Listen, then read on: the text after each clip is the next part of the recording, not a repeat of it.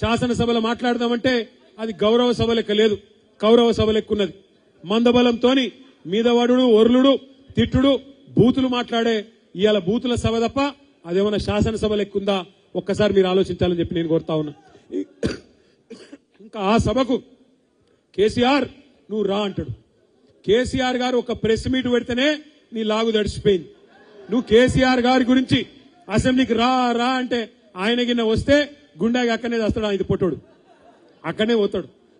మనం చూసినాం, ఇసంటోళ్ళని మస్తుగా చూసినాం. శాసనసభలో మాట్లాడదామంటే అది గౌరవ సభ లెక్క లేదు, కౌరవ సభ లెక్కున్నది.